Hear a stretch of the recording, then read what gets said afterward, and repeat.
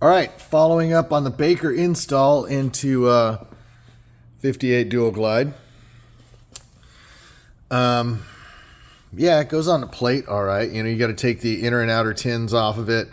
They say you have to notch them a little bit. I don't really know about that yet.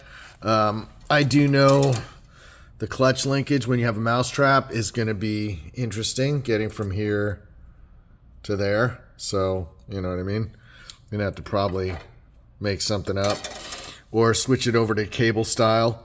Other than that, yeah, chain lines up fine and all this, you know, all the drives should be okay.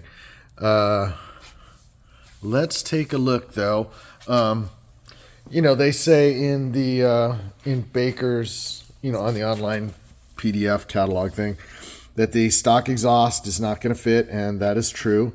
But I could probably get a factory, the smashed pipe that, you know, is cut right there, and then move this forward, right? I could probably just take it, bring it up in here, and it would probably clear. I don't know yet. I got to get that far, but we got to get it mounted and in place first. So the next hurdle is, will the clutch arm clear the oil tank? And that does not look like that's going to be the case.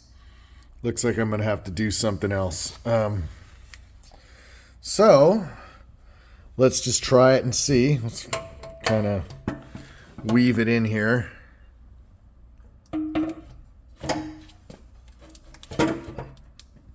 All right.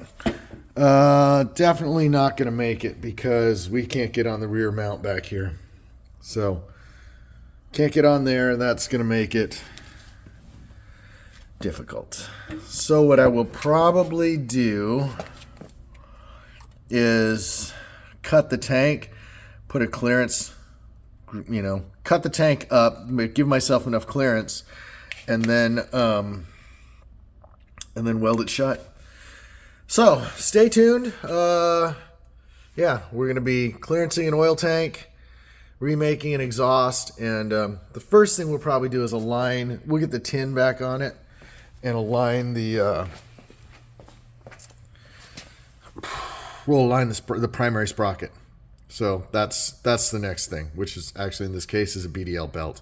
So we'll get the tin inner on it, make sure it clears the linkage, figure out how to get, well, I'm not worried about getting a shifter linkage. That's pretty simple to get there.